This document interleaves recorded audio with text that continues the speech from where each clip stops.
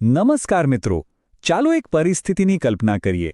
તમારી બાપ-દાદા વખતની જમીન જે પેઢીઓથી તમારા પરિવારની માલિકીની છે અને અચાનક એક દિવસ સરકારી રેકોર્ડ જોતા તમને ખ્યાલ આવે કે તમારી જમીનનો વિસ્તાર તો ઘટી ગયો છે. આ કોઈ કાલ્પનિક વાત નથી. હાલમાં ગુજરાતના ઘણા ખેડૂત મિત્રો આ જ ગંભીર સમસ્યાનો સામનો કરી રહ્યા છે અને આજની આ ચર્ચા એ સમસ્યાના ઉકેલ માટે જ છે. જો કે આગળ વધતા પહેલા એક ખાસ સ્પષ્ટતા કરવી જરૂરી છે કે અહીં આપવામાં આવેલી માહિતી ફક્ત શૈક્ષણિક અને જાગૃતિના હેતુ માટે જ છે. તેને કોઈપણ પ્રકારની સત્તાવાર કાનૂની સલાહ તરીકે ગણવી નહીં. ધ લીગલ સફરમાં આપ સૌનું હાર્દિક સ્વાગત છે. તો આજે આપણે એ સમજવાના છીએ કે જો સરકારની નવી જમીન માપણી એટલે કે રીસર્વેમાં તમારી જમીન રેકોર્ડ પર ઓછી થઈ ગઈ હોય તો તમારે ચિંતા કરવાની જરૂર નથી, પણ યોગ્ય પગલાં લેવાની જરૂર છે. આપણે સમજીશું કે કાયદાકીય રીતે તમારો હક પાછો કેવી રીતે મેળવી શકાય. આખી પ્રક્રિયાને આપણે 6 મુખ્ય ભાગમાં વહેંચીને સમજીશું. પહેલાં તો આ નવી સર્વેની સમસ્યા શું છે.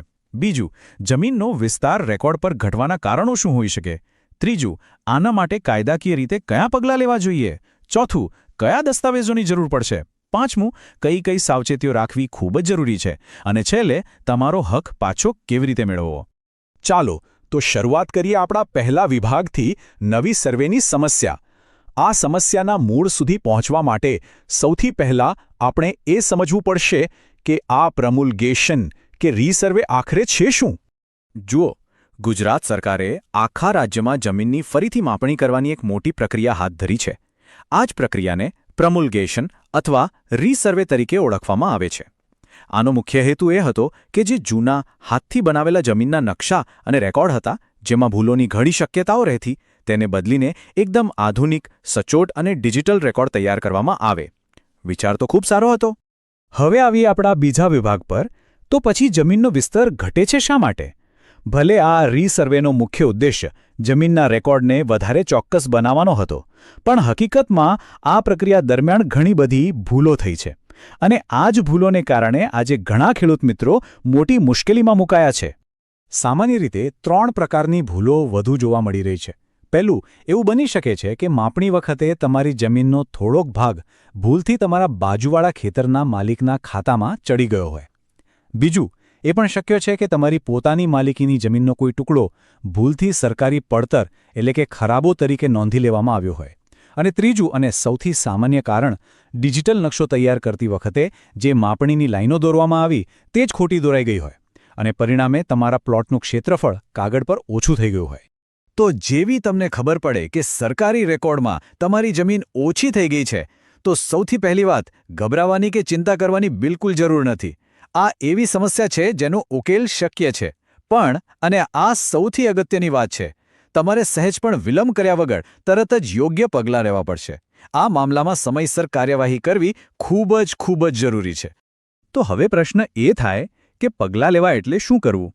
એના માટે આપણે આવીએ છીએ આપણા ત્રીજા વિભાગ પર, કાયદાકીય એક્શન પ્લાન.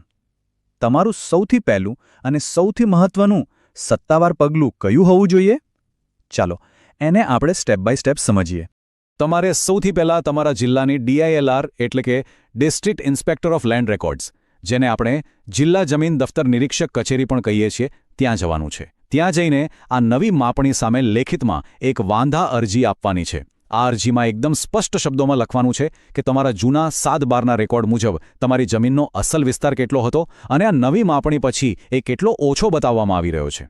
અને યાદ રાખો, અરજી જમા કરાવ્યા પછી તેના પર કચેરીનો સહી સિક્કો કરેલી એક પહોંચ લેવાનું ક્યારેય ભૂલતા નહીં. આ પહોંચ જ તમારો પુરાવો છે.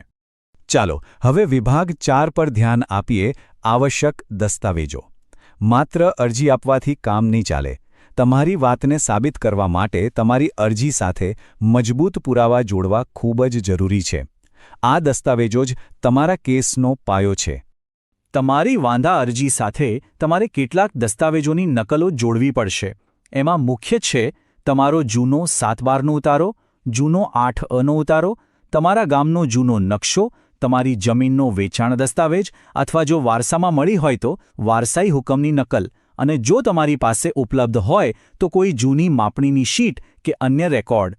આ બધા જ પુરાવા એ વાતને સાબિત કરશે કે ભૂતકાળમાં તમારી જમીનનો સાચો વિસ્તાર ખરેખર કેટલો હતો. હવે આપણે આગળ વધીએ પાંચમા અને ખૂબ જ અગત્યના વિભાગ તરફ મહત્વપૂર્ણ સાવચેતીઓ આખી પ્રક્રિયા દરમિયાન કેટલીક સામાન્ય ભૂલો કરવાથી બચવું જોઈએ જેથી ભવિષ્યમાં કોઈ નવી સમસ્યાઓ ઊભી ન થાય. એક ભૂલ જે ઘણા લોકો કરે છે તે એ છે કે તેઓ સરકારી કચેરીમાં જઈને માત્ર મૌખિક રીતે વાત કરે છે. યાદ રાખો, સરકારી કામકાજમાં મૌખિક રજૂઆતનું કોઈ વજન નથી. હંમેશા લેખિતમાં જ અરજી આપો. એ જ રીતે અરજી આપી દીધી એમ કહીને પુરાવા વગર પાછા ન ફરો.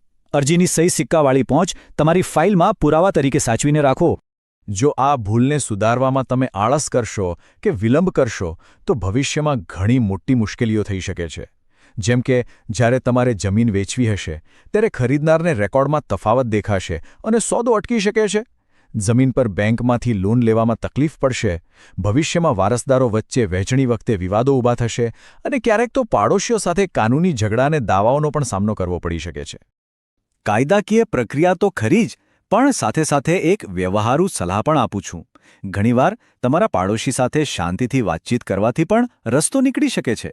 બની શકે કે તમારી જે જમીન ઓછી થઈ છે તે ભૂલથી તેમના ખાતામાં જમા બોલતી હોય. જો તેઓ પણ સહમત થાય અને બંને પક્ષો સાથે મળીને રજૂઆત કરે તો સરકારી કચેરીમાં આ સુધારો ખૂબ જ સરળતાથી અને ઝડપથી થઈ જાય છે. આ ઉપરાંત સરકાર પણ આ સમસ્યાથી વાકેફ છે. એટલે સમયે ગામડાઓમાં કે તાલુકા કક્ષાએ મામલતદાર ઓફિસ કે ગ્રામ પંચાયત દ્વારા ખાસ પ્રમુલ્ગેશન કેમ્પનું આયોજન કરવામાં આવે છે. આ કેમ્પનો હેતુ જ રીસર્વે સંબંધિત ફરિયાદો અને વાંધાઓનો નિકાલ કરવાનો હોય છે. તો જ્યારે પણ તમારા વિસ્તારમાં આવા કોઈ કેમ્પનું આયોજન થાય ત્યારે તમારા તમામ પુરાવાઓ સાથે ત્યાં અચૂક પહોંચી જાઓ અને અધિકારી સમક્ષ તમારી વાત રજૂ કરો. અને હવે આપણે આવી પહોંચ્યા છીએ આપણા અંતિમ છઠ્ઠા વિભાગ પર, તમારો હક પાછો મેળવવો. જો તમે DILR કચેરીમાં અરજી કરે પણ કોઈ પરિણામ ન મળ્યું તો શું? અને આ સમગ્ર ચર્ચાનો સાર શું છે? ચાલો એ સમજીએ. જો DILR કચેરીમાંથી તમને યોગ્ય જવાબ ન મળે અથવા તમારી અરજી પર કોઈ કાર્યવાહી જ ન થાય તો તમારે હિંમત હારવાની જરૂર નથી. કાયદામાં આગળના રસ્તાઓ પણ છે. તમે આ જ મુદ્દે તમારા વિસ્તારના પ્રાંત અધિકારીને અથવા તો સીધા જિલ્લા કલેક્ટરને પણ લેખિતમાં પુરાવાઓ સાથે રજૂઆત કરી શકો છો.